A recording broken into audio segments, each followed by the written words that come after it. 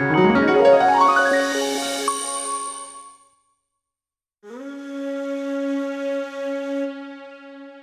साल गांव में मेला लागे कि नहीं?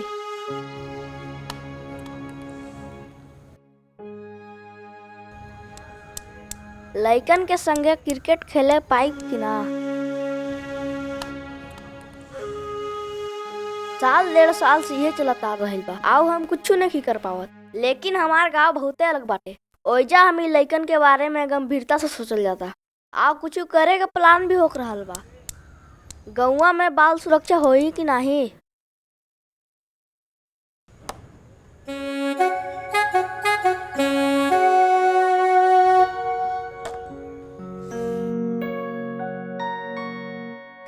ना बेटा कैसन बाड़ू? हम ठीक बानी दीदी, रउआ कैसन बानी? हमहू ठीके बानी दीदी हम निकलत तानी। हाँ निकली निकली।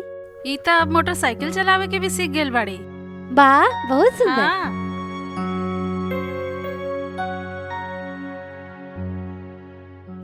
हमके पता बाटे, जाना तनी साल भर से स्कूल नइखे खुलल, लेकिन जब भी संभव भइल बा मिड डे मील बनल बा और देवल गइल बा। हम तो सिर्फ एगो हेडमास्टर नु हई। तब हमके हेडमास्टर बना दही ना, हम सब संभाल ले हैं। इ लालता के बेटवा ना बहुते मस्करा बा।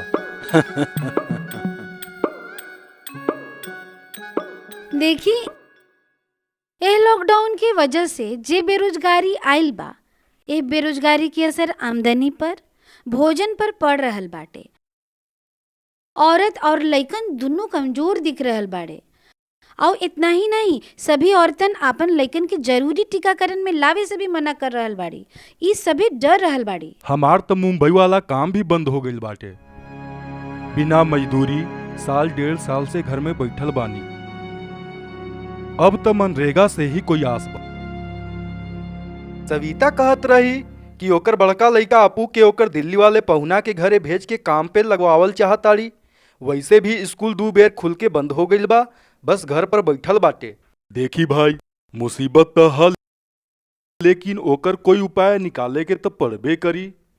अब ऐसे हाथ पे हाथ रख के बैठल तो नइखे जा सकत। और लइकन संग के पढ़ाई लिखाई के संगे कोई समझौता ना होके के चाही। और देखी हम केहू के हड़बड़ा के बाल विवाह में नहीं ढकेल सकत। हमनी के जिम्मेवारी लेवे के पड़ी, तबे हमनी मुसीबत के सामना करे पाए। अरे इ त बहुते लामर लिस्ट बाटे।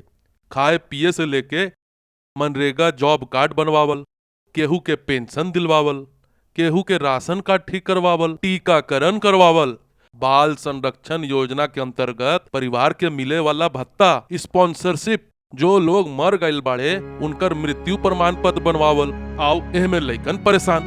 राउर बात भी सही बा मास्टर जी, लेकिन समस्या तो है नु है। और एह समस्या के केहू बाहर वाला समझ भी नहीं खे सकत। हमरा के ही कुछ करे पड़ी, लेकिन करी का?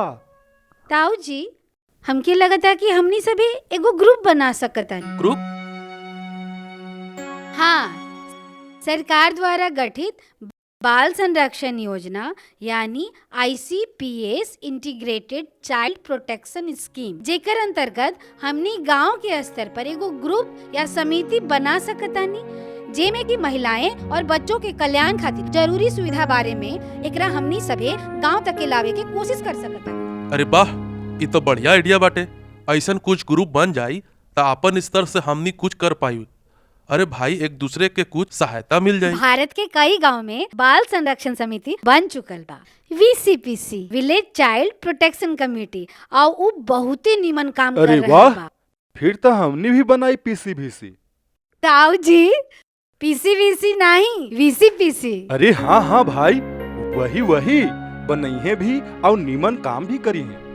एह समिति या ग्रुप के गठन के असल लक्ष्य बाकी गांव के हर बच्चा खातिर गांव के माहौल सुरक्षित बने। लइकन सभे के जे चीज से खतरा बा या नुकसान पहुंच सकत बा, ऐसन चीज के प्रति सभे सतर्क रही। आओ ऐसन कुछ करी जैसे कि लइकन के मिड डे मील मिले, दिव्यांग पेंशन, छात्रवृत्ति जैसन योजना भी उन तक पहुंच सके। आउ हमनी के सतर्क रहे के होई। गांव में कहीं बाल विवाह ना होखे, नशाखोरी ना हो, जुए में ना कोई गैर कानूनी काम में लइकन फसल ना होखे, यौन उत्पीड़न ना होखे। आउ लइकन बेलगाम मोबाइल में लागल पड़ल ना होखे। अरे कुछ तो देख रेख होखे।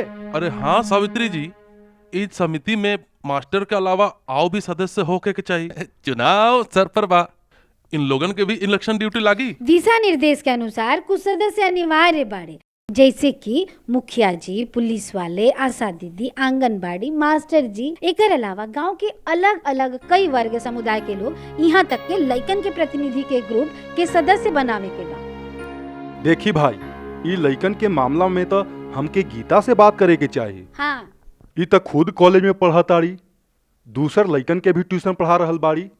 तो लइकन के समस्या के मामला में ऐसन लोग बहुते होशियार होखेले।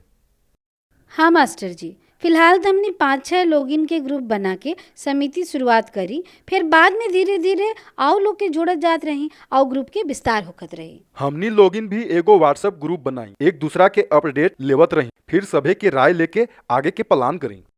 और हाँ, सबसे पहले हमनी के हर मंच पर, ग्राम सभा में, पंचायत में और लाउड स्पीकर पर ऐलान करके सभे लोगिन के बता देवे के चाहिए ई समिति के गठन कइल गइल बा, और दीवारों पर भी लिखवा देवे के चाहिए। और सभी सदस्य के आपन आपन स्तर पर पूरा गांव और अनुमंडल में यह ग्रुप के बारे में जागरूकता बढ़ावे के होखी। वाह, बन गई ग्रुप।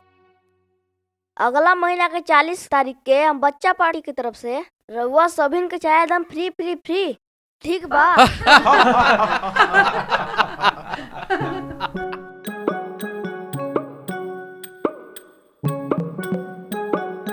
ग्रामवासी के सूचित कइल जाता कि हमनी के गांव में ग्राम बाल संरक्षण समिति के गठन हो चुकल बा।